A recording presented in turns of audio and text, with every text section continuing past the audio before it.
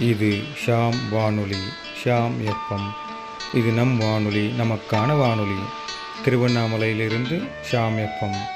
இன்றும் என்றும் மகிழ்ச்சியோடு வாழ்வோம். ஷாம் எஃப்எம், இது நம் வானொலி, நமக்கான வானொலி.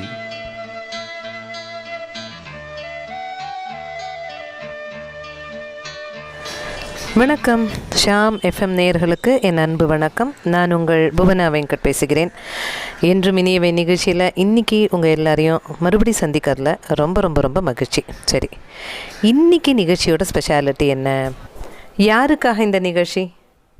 கலைத்தாயின் தலைமகன், நவரச நடிப்பை வாரி வள்ளலாக வழங்கியவர், நடிப்பின் இமயம் தொட்டவர், செம்மொழி தமிழை அடுக்குமொழியில் அழகாக பேசி அசத்தியவர், சிங்கார தமிழை திறம்பட உச்சரித்து வார்த்தைகளுக்கு உயிர் ஊட்டி உணர்ச்சிமிகு நடிப்பால் எல்லோர் இதயங்களிலும் வாழ்ந்து கொண்டிருப்பவர், தலைமுறை தாண்டி தன்னிகரற்ற நடிப்பால் நிலைத்து நிற்பவர், நடிப்பின் பல்கலைக்கழகம், நடிகர்களின் கடவுள், நடிப்பை அள்ள அள்ள தரும் அமுத சுரபி, நடிப்பின் அகராதி, நடிகர்களுக்கெல்லாம் நடிகர். பப்பப்பப்பா சொல்லிக்கொண்டே போகலாம். ஆமாம், நீங்கள் யூகித்தது சரிதான். உலகின் தலை சிறந்த நடிகரான நடிகர் திலகம் செவாலி சிவாஜி பிறந்த நாளைய சிறப்பு நிகழ்ச்சி இது. இந்த நிகழ்ச்சியில் சிவாஜி அவர்களுடைய வாழ்க்கை பாதையை பற்றியும் அவருடைய சில படங்களின் பாடல்களையும் நாம் கேட்டு ரசிப்போமா? வாங்க நிகழ்ச்சிக்கு போகலாம். முதலாவது பாடலை சொல்லணும்னா, சிவாஜி கணேசன் அவர்கள் சின்னையா மன்றாயருக்கும் ராஜாமணி அம்மாளுக்கும் மகனாக விழுப்புரத்தில் 1927 அக்டோபர் 1 பிறந்தார். அவருடைய இயற்பெயர் வேட்டை திடல் சின்னையா கணேசமூர்த்தி, விசி கணேசமூர்த்தி தான் அவருடைய இயற்பெயர். சக்சஸ் அப்படின்னு ஒத்தை சொல்லில் சிவாஜி கணேசனுடைய நடிப்பு சகாப்தம் ஆரம்பமானது. பராசக்தி மூலம் திரைக்கு அறிமுகமான விசி கணேசன் அவர்கள் இந்த படம்தான் முதல் படம் என்று சொன்னால் யாருமே நம்ப மாட்டார்கள். முதல் படத்திலேயே நடிகர் திலகம் செஞ்சுரி அடித்திருந்தார். இந்த படத்தில் சிவாஜிக்கு பதிலாக நடிப்பிசை புலவர் KR ராமசாமியைத்தான் போட வேண்டும் என்று AVM மெய்யப்ப செட்டியார் விரும்பினாராம். ஆனால் நேஷ்னல் பிக்சர்ஸ் பெருமாள் முதலியார் அவர்கள்தான் பிடிவாதமாக இல்லை சிவாஜி தான் நடிக்க வேண்டும் என்று வற்புறுத்தினாராம். கடைசியில் வேறு வழி இல்லாமல் ஒப்புக்கொண்டாராம் AVM மெய்யப்ப செட்டியார். அதே போல் பெருமாளுடைய மனைவியின் பெயர் சாந்தம்மாள். அதனால்தான் சிவாஜி அவரிடம் இருந்த அன்பினாலும் மரியாதை காரணமாக தன் மூத்த பெண்ணிற்கு சாந்தி என்று பெயர் வைத்தாராம். பராசக்தி படத்திற்கு நடிப்பதற்கு சிவாஜிக்கு தரப்பட்ட சம்பளம் மாதத்திற்கு 250 ரூபாய். பராசக்தி வெளிவந்த பின்னர் யார் இந்த சிவாஜி கணேசன் என்ற கேள்வி 4 திசையிலும் எதிரொலித்தது. அவருடைய வாழ்க்கை வரலாற்றை அறிந்து கொள்ள ரசிகர்கள் ஆவல் கொண்டனர். சிவாஜி அவர்கள் முதலாக நடித்த பராசக்தி படத்திலிருந்து இப்பொழுது நீங்கள் கேட்க போகிற பாடல் நல்ல வெற்றி படங்களை நம்ம பார்த்துருக்கோம். அதில் முக்கியமான ஒன்று பச்சை விளக்கு. இந்த படத்தில் சிவாஜி சாருக்கு 2 பாடல்கள். ஒன்று கேள்வி பிறந்தது அன்று, இன்னொன்று ஒளிமயமான எதிர்காலம். இந்த 2 பாடல்களுமே அவர் பாடுற மாதிரி தான் இருக்கும். அதற்கு நாகேஷ் சார் பக்கத்தில் இருந்து ஒரு ரியாக்ஷன் மட்டுமே காட்டுவார். அதற்கே அரங்கத்தில் பெரிய கைத்தட்டல்கள் பலமாக இருக்கும்.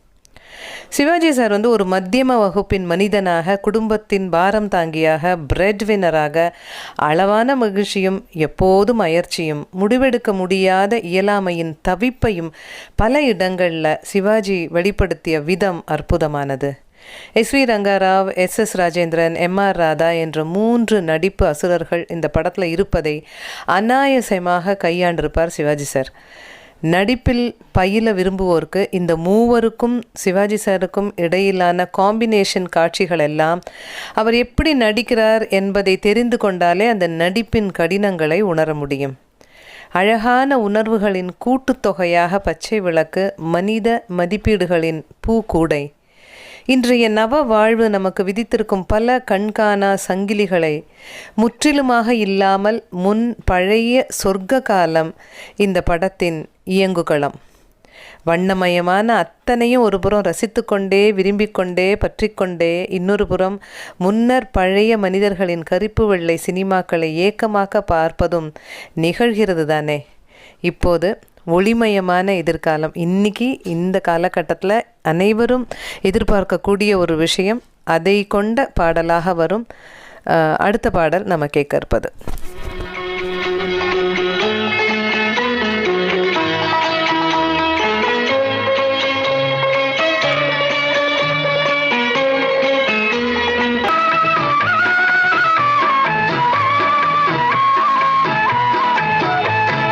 ஒளிமயமான எதிர்காலம் என் உள்ளத்தில் தெரிகிறது. இந்த உலகம் பாடும் பாடல் ஓசை காதில் விழுகிறது. நடிகர் நடிகைகளுக்கு பண பாக்கியை தயாரிப்பாளர்கள் வைத்திருந்தால் டப்பிங் பேச வரமாட்டேன் என்று சொல்பவர்களும் உண்டு. ஆனால் சிவாஜி கணேசன் அவர்கள் இயக்குனர் ஸ்ரீதர் அவர்களிடம் பணம் எதுவுமே பெறாமலேயே அவரை தயாரிப்பாளராக்கியுள்ளார். இயக்குனர் ஸ்ரீதர் அவர்கள் சிவாஜியோடு ஏற்கனவே கதாசிரியராக அறிமுகமாகி இருந்தார். சிவாஜியும் ஸ்ரீதரும் இணைந்து பணியாற்றிய படங்கள் இரத்த பாசம், எதிர்பாராதது, மங்கையர் திலகம், கோடீஸ்வரன் போன்ற படங்கள். இரத்த பாசம் ஹிந்தி மொழியிலும் வெளியாகி பெரிய வெற்றி படம் பெற்ற திரைப்படம். ஸ்ரீதர் கதாசிரியராக புகழ் பெற்றிருந்த நேரம் சிவாஜியுடன் நல்ல நெருக்கம் இருந்த காரணத்தினால் சிவாஜியை வைத்து ஒரு படம் தயாரிக்க எண்ணினார். ஆனால் படம் தயாரிக்கும் அளவிற்கு பணம் இல்லை. அவர் மனதில் உதித்த யோசனை சிவாஜியிடம் சொன்னவுடன் அவர் வாயடைத்து போனார். கில்லாடி பயல்டானி என்று சொல்லியிருக்கிறார். ஸ்ரீதர் சிவாஜியிடம் சென்று, உங்களை வைத்து நானும் நண்பர்களும் சேர்ந்து படம் தயாரிக்க ஆசைப்படுகிறோம், ஆனால் எங்களிடம் பணம் இல்லை என்று சொல்லியிருக்கிறார். அதற்கு சிவாஜி, பணம் இல்லாமல் எப்படிடா படம் எடுப்பன்னு கேட்டிருக்கார். நீங்கள் மனம் வச்சா முடியும்னு சொல்லியிருக்கார் ஸ்ரீதர். யோசனையை சொல்லு, அது சரிப்பட்டு வருமானு பார்க்குறேன் அப்படின்னு சிவாஜி சொல்லியிருக்கார். ஸ்ரீதர் உடனே, உங்களுக்கு இண்டஸ்ட்ரியிலே நல்ல பிஸ்னஸ் இருக்குது, நீங்கள் ஒரே ஒரு நாள் ஒரு ஃபோட்டோ ஷூட் ஒரு டேட் மட்டும் கொடுத்தா போதும், அதை வச்சு நான் பத்திரிக்கையில் விளம்பரம் கொடுத்தேன்னாக்கா டிஸ்ட்ரிபியூட்டர்ஸ் முன்கூட்டியே பணத்தை கொண்டு வந்து கொடுத்து விடுவார்கள், அதை வைத்தே படப்பிடிற்கு சென்று விடலாம் என்று சொன்னவுடன், நீ கில்லாடி பயல்டா என்று பாராட்டி நடிக்க சம்மதித்திருக்கிறார் சிவாஜி. பணம் வாங்கவில்லை என்று அறிந்ததும் பத்மினியும் சாவித்திரியும் கூட பணம் வாங்காமலேயே ஃபோட்டோஷூட் வந்திருக்கிறார்கள். படமும் வெற்றியடைந்தது. அந்த படம் அமரதீபம். ஆனால் நம்ம இப்போ கேட்க போகிற பாடல் அந்த படத்துலேருந்து இல்லை. சிவாஜி ஸ்ரீதர் கூட்டணியில் மாபெரும் நகைச்சுவை வெற்றி படம் என்னன்னாக்கா ஊட்டி வரை உறவு. அந்த படத்தில் நாகேஷும் சிவாஜியும் சேர்ந்து ஒரு காம்பினேஷன், அவங்களோடது அற்புதமான ஒரு நகைச்சுவை படம். மிக அழகாக சிவாஜி அதில் ரொம்ப ட்ரிம்மாக ரொம்ப ஹேண்ட்ஸமாக வேறு இருப்பார். அந்த படத்துலேருந்து எனக்கு ரொம்ப பிடிச்ச பாடல், உங்களுக்கும் நிச்சயமாக இது ரொம்ப பிடிச்ச மையமாக கொண்டு வெளிவந்த ஒரு மறக்க முடியாத படம் பாவ மன்னிப்பு. அதாவது பாவரிசையில் அவருடைய பல படங்கள் பல நாட்கள் 125 நாட்களுக்கு மேலெல்லாம் ஓடி வெற்றி வாகை சூடி அவருக்கு பெருத்த புகழையும் பெருமையும் தேடி தந்தது. அந்த வரிசையில் இந்த படமும் ஒன்று.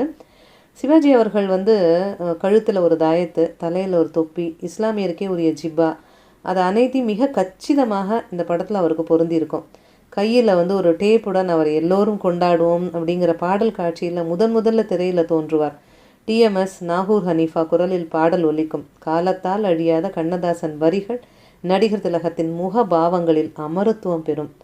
100 வகை பறவை வரும், கோடி வரை பூமலரும் என்று பாடும்போது அந்த கேமரா அப்படியே க்ளோஸ்அப்பில் சிவாஜி முகத்தை படம் பிடிச்சு உணர்ச்சிகளை துல்லியமாக வெளிப்படுத்தும் ஆற்றல் பெற்ற அவரது கண்களிலிருந்து இரு நீர் துளிகள் மெல்ல கசியும். முகம் முழுவதும் கருணை பொங்கி வழியும். கைகள் தாளலயம் தவறாமல் டேப்பில் தவழும். விஸ்வநாதன் ராமூர்த்தி இசை, கவிஞரின் கருத்தாழமிக்க பாடல்கள், சிவாஜியின் தோற்றம், சிறப்பான முகபாவம் அனைத்தும் ஒருங்கிணைந்த அக்காட்சி ஒரு ஆனந்த காட்சி என்றோ. இந்த படத்தில் சிவாஜியும் எம்ஆர் ராதாவும் மோதிக்கொள்ளும் ஒவ்வொரு காட்சியிலும் எம்ஆர் ராதா அவர்களுடைய கொடி உயர பறக்கும்.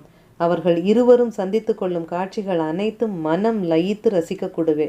படம் முழுவதும் ராதாவே வியாபித்து நிற்பார். இந்த படத்தின் உண்மையான ஹீரோ அவர்தானோ அப்படின்னு நினைக்க தோணும். ஆனால் சிவாஜி நடிப்பில் தன்னை மிஞ்சும் நடிகர்களை தன் படத்தில் ஆதிக்கம் செலுத்த மகிழ்ச்சியுடன் அனுமதித்தவர். இந்த அரிய குணம் அவருக்கு மட்டுமே சொந்தமானது.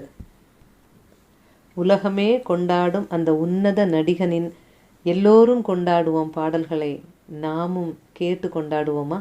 மாபெரும் வெற்றி பெற்ற படங்களில் முக்கியமான ஒன்று வந்து ஆண்டவன் கட்டளை. கே சங்கர் இயக்கத்தில் அவர் நடித்த படம் இது.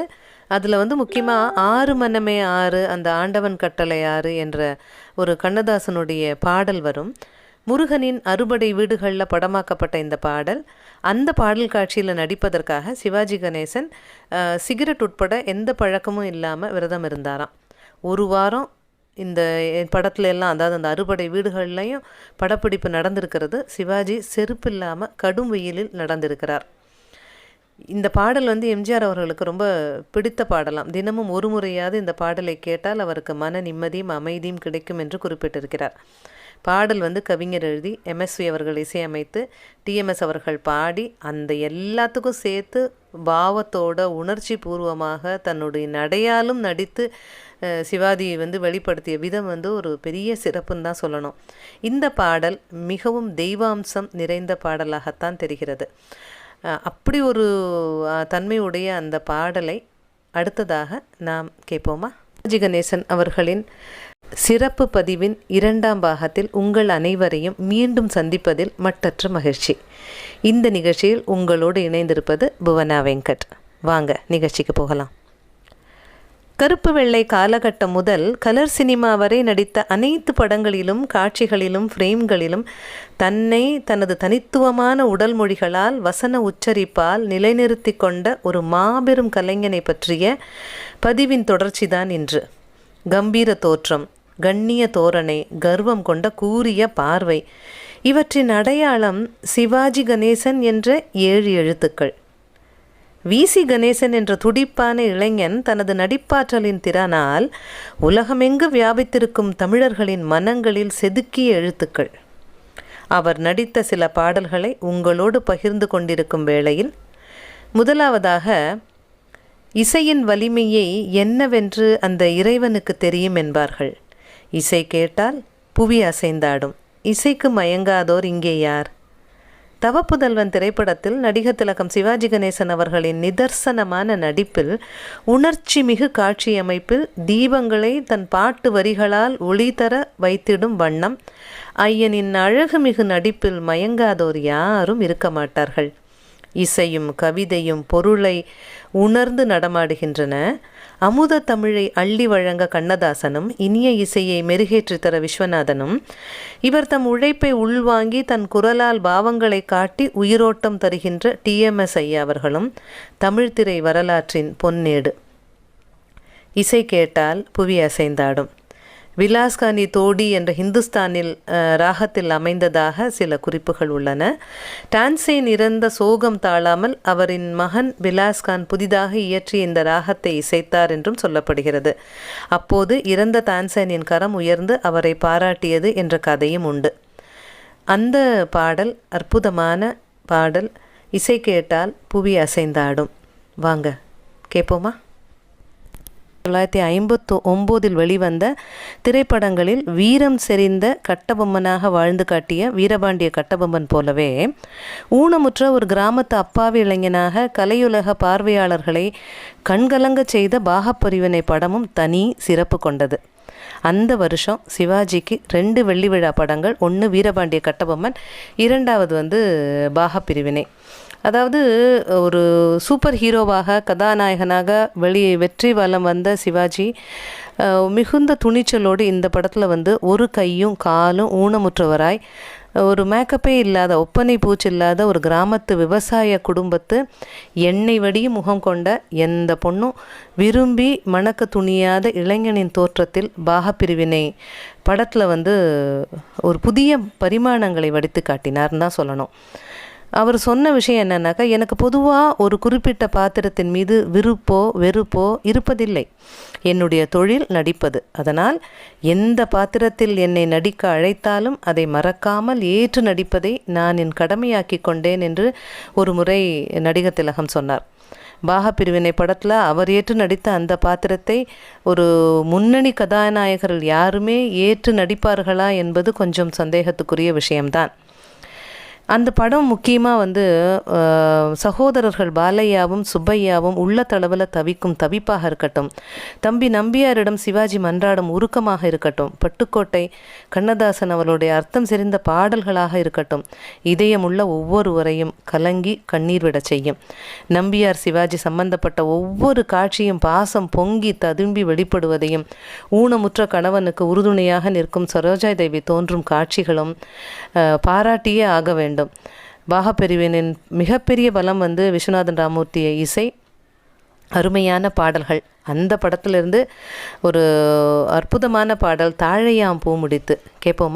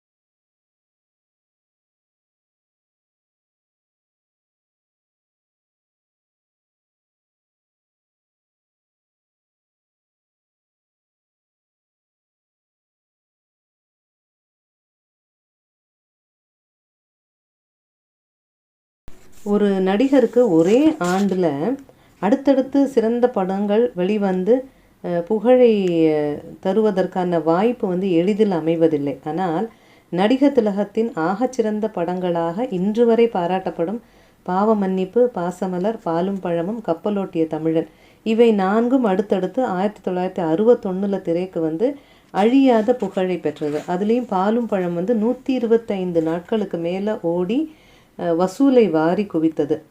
ஒரு புற்றுநோய்க்கு மருந்து கண்டுபிடிக்கும் முயற்சியில் ஈடுபடும் ஒரு டாக்டர், அவருடைய பரிசோதனை முயற்சியில் பக்க துணையாக நிற்கும் ஒரு நர்ஸ், இந்த இருவரை சுற்றி அழகாக பின்னப்பட்டிருக்கும் கதைக்கு அற்புதமான வடிவம் கொடுத்தவர்கள் பாலசுப்ரமணியம், பாசுமணி ஆகியோர். இவர்களுடைய இந்த இரட்டையரின் கதை வசனமும் இசையுலக இரட்டையர் விஸ்வநாதன் ராமமூர்த்தி, கண்ணதாசன் கூட்டுறவில் பிறந்த பாடல்கள் வந்து இன்னும் பெருமை சேர்த்தது. சாந்தி தியேட்டரில் ஒரு தடவை இந்த படம் வந்து காட்சி நடந்துட்டு இருக்கும்போது பீம்சிங்கும் வந்து மக்களாக உட்காந்து அதை பார்த்துட்டு இருந்தாராம். அப்போ வந்து அந்த படத்தில் வந்து சுவிட்சர்லாண்ட்லேருந்து ஒரு பார்சல் வரா மாதிரி ஒரு காட்சி. அந்த க்ளோஸ்அப் ஷாட்டில் வந்து அதில் ஒரு இந்திய தபால் தலை ஒட்டப்பட்டிருந்துதான். அதை வந்து ஒரு ரசிகர் வந்து சுவிட்சர்லாண்ட்லேருந்து வரும் பார்சலில் எப்படிப்பா இந்திய தபால் தலை இருக்க முடியும் அப்படின்னு குரல் கொடுத்தாராம். அந்த குரல் எழுந்த கணத்திலேயே பீம்சிங் அவருடைய தவறை உணர்ந்து அடுத்த நிமிடம் வந்து அந்த ப்ரொஜெக்டர் அறைக்கு போய்ட்டு அந்த காட்சியை எடுத்துட்டார். இது வந்து வைஜி மகேந்திரன் வந்து ஒரு சம்பவத்தில் நினைவு கூர்ந்த விஷயம் இது. இந்த படத்தில் வந்து எல்லா பாடல்களுமே சூப்பர் டூப்பர் ஹிட்டு. ஒரு ஊன் உருக, உயிர் உருக, ஆன்மாவே கசுந்துருக, ஒவ்வொரு தம்பதியரும் எப்படி வாழ வேண்டும் என்பதற்கு இந்த படம் ஒரு பெரிய எடுத்துக்காட்டான படம். அது மட்டும் இல்லாமல் இந்த பாடலில் வந்து அதுவும் நம்ம முக்கியமாக கேட்க போகிற பாடல் நான் பேச நினைப்பதெல்லாம் நீ பேச வேண்டும். இந்த பாடத்தில் வந்து மெல்லிசை மன்னர்கள் எப்போதுமே வந்து ஒரு ராகத்தை வந்து பட்டை தீட்டுவதில்லை. பாடலின் உணர்ச்சிகளை பட்டை தீட்ட ராகங்களை வளைத்தும் நெளித்தும் உபயோகிக்கிறார்கள் என்பது பலருடைய கருத்து. இந்த பாடல் பொறுத்த வரைக்கும் காதல் உணர்ச்சியோடு ஒரு மன நெகிழ்வையும் பாடலில் பிரதிபலிக்கும். பாடிய இருவரும் பாடும் பாவத்திலும் ஆமோதித்து கொடுக்கும் அந்த ஹம்மிங், அந்த உணர்ச்சியை அற்புதமாக வெளிப்படுத்தி இருக்காங்க. அவங்களுக்கு பக்கபலமாக அந்த புல்லாங்குழல், வயலின், சித்தார் இதெல்லாம் இப்படி சொல்லலாம். மத நல்லிணக்கத்துக்காக ஒரு பாவ மன்னிப்பு, கூட்டு குடும்பத்துக்காக ஒரு பாகப்பிரிவினை, சகோதர பாசத்துக்காக ஒரு பாசமலர், கணவன் மனைவி உறவுக்காக ஒரு பாலும் பழமும். அன்றைய சிவாஜி படங்கள் ஒவ்வொன்றும் படங்கள் அல்ல, வாழ்க்கையின் பாடங்கள். இப்போது நான் பேச நினைப்பதெல்லாம் நீ பேச வேண்டும். கேட்போமா?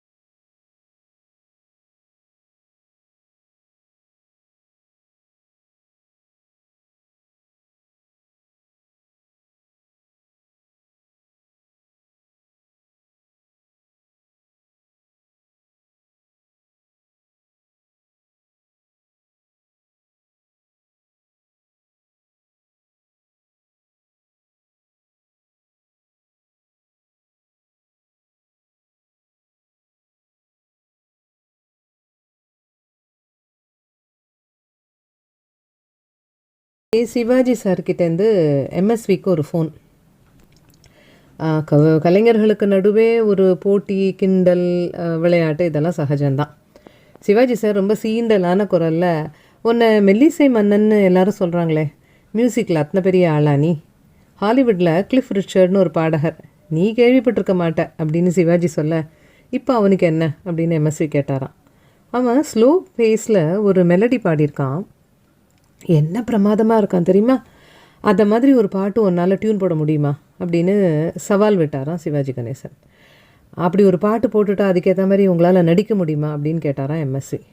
நீ போட்டுக்கொடு, நான் நடிக்கிறேன்னா இல்லையான்னு பாருன்னு சொல்லியிருக்கார்.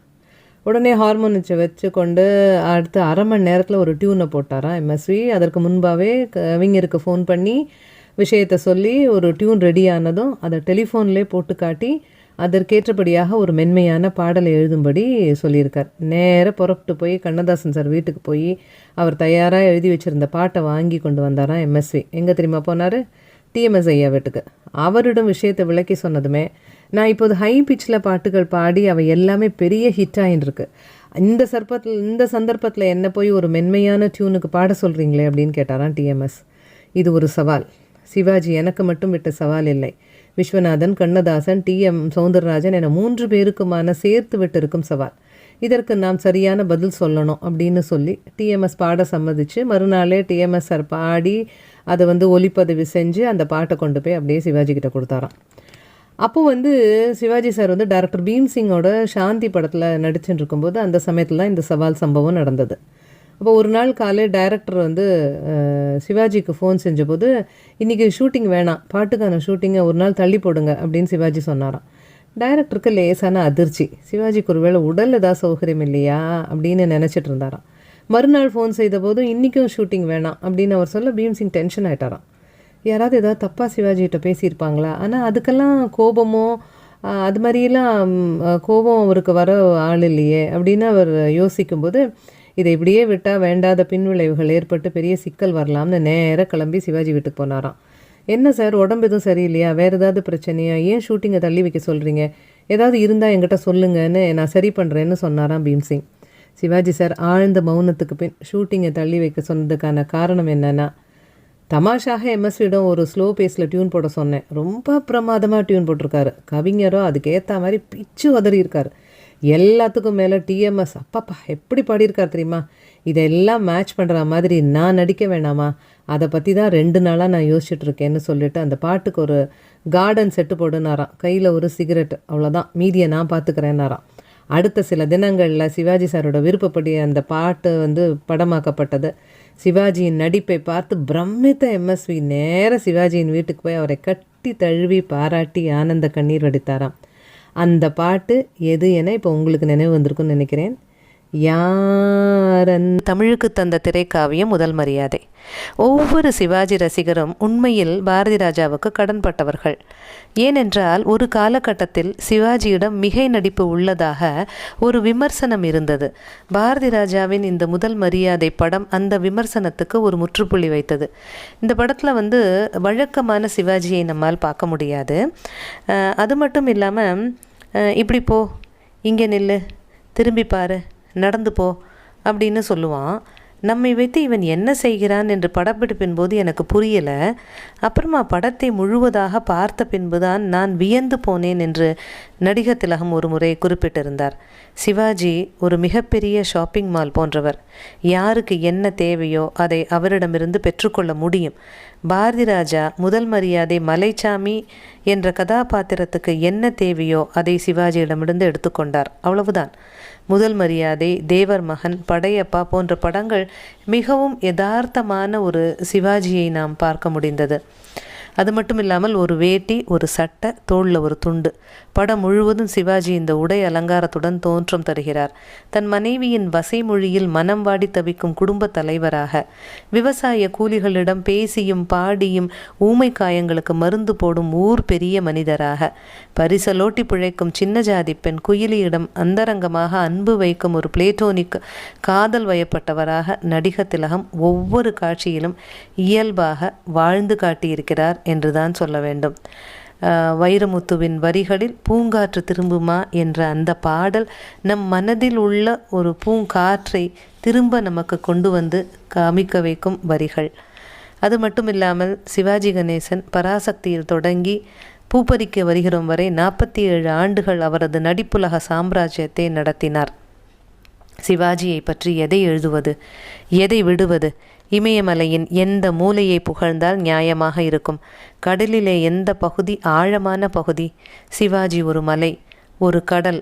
கண்களின் கூர்மையை சொல்வேனா அல்லது கம்பீர தோற்றத்தை சொல்வேனா?